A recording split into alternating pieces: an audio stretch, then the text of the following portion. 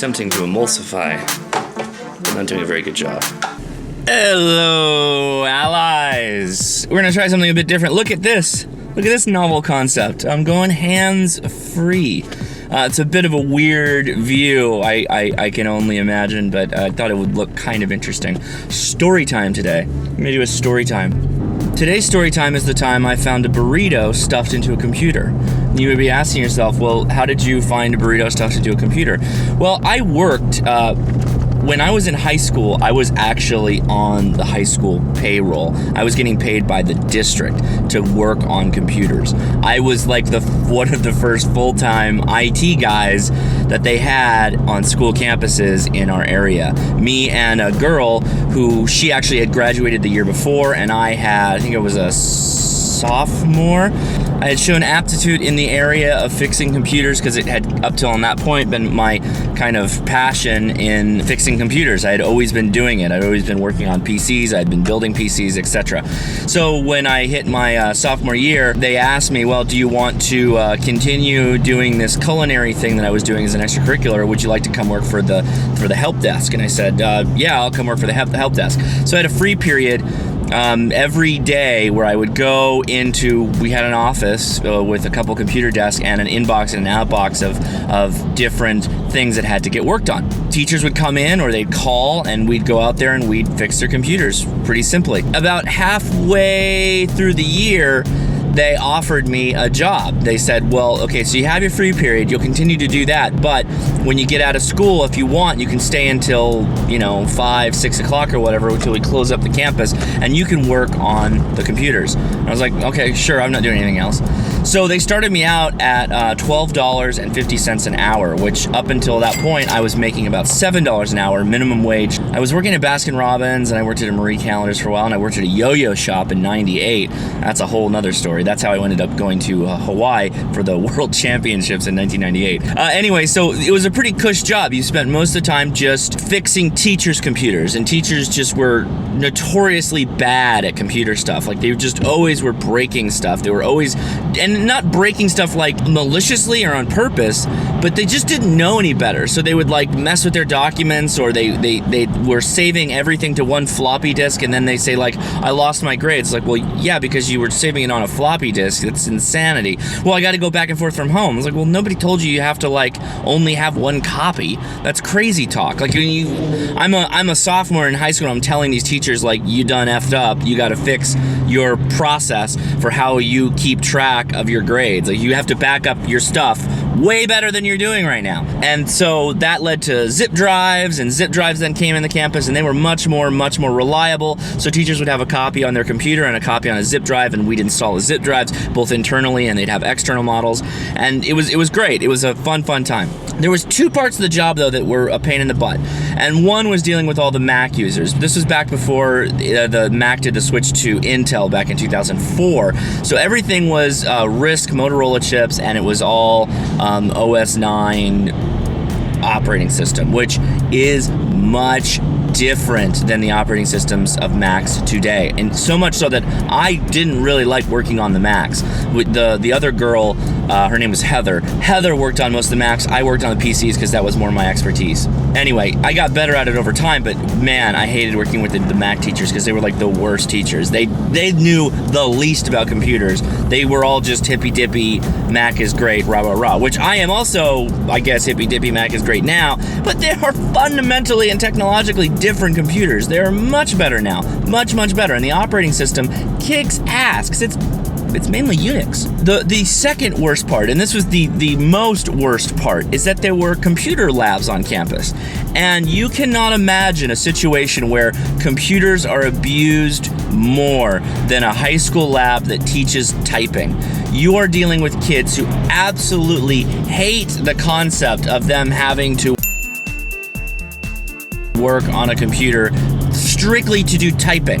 They always were trying to backdoor the permission system to get on the internet or get to some games or do anything but typing. They protested this typing class so much that in the beginning, before we had to upgrade all the computers, they had the flat desktop towers, you know, the ones that are actually on their side and you put the monitor on top of those. Just old school stuff.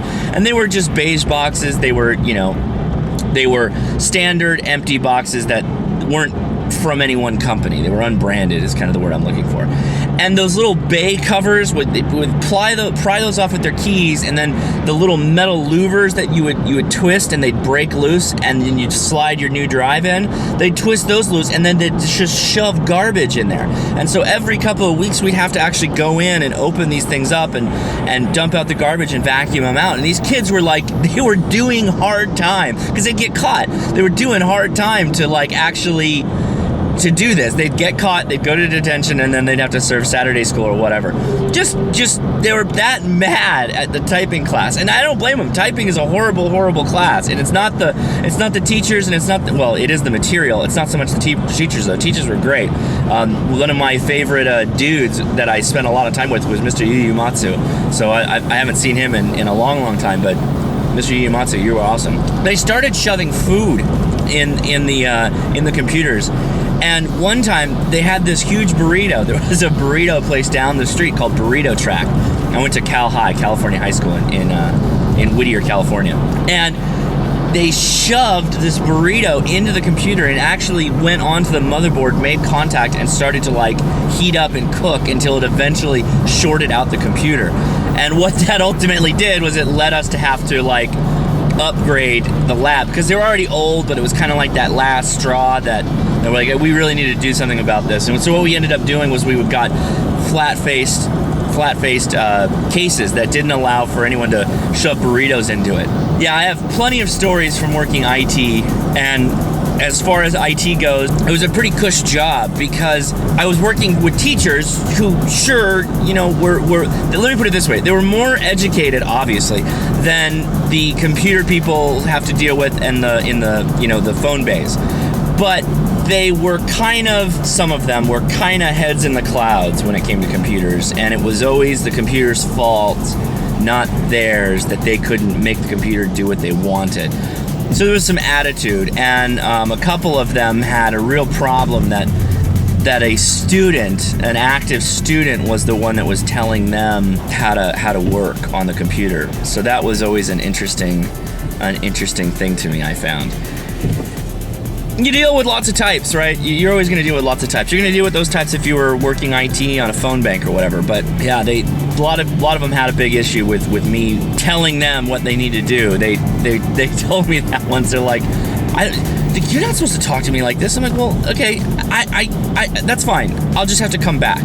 Do you want me to come back? I'm just trying to help you so that this doesn't happen to you again." And I wasn't as being as blunt about it as I am right now, but at the same time it was kind of at the point where I was like, listen, you have to make this change or you are going to continuously have this problem. And I think it took losing their grades once or twice more before some of them realized, like, okay, it is not like, I understand that this is easy for me to think of just one copy of data, but it's killing me. Like I'm having to redo all my grades. And so I always wondered, like, how are they redoing the grades if that was their copy and they returned all the projects? How are they just making this shit up? And that's literally what they did. They made that shit up. All right, guys. So that'll do it. My first story time.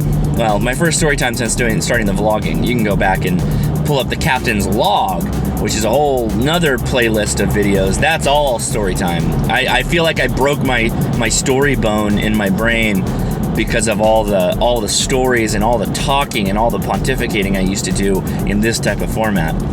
But I figured, what the hell? I haven't done one in a long time, and everybody likes a good burrito in a computer story. So that'll do it. All right, guys, question of the day: what is the weirdest thing you've ever had to either pull out of a mechanism or a machine or a computer or, you know, whatever? A lot of people have ran over skunks and they get sucked up into the drivetrain or, you know, into your belts or whatever, you know, stuff like that. I want some really weird stuff. Hit me with something really weird. All right, I appreciate you guys watching.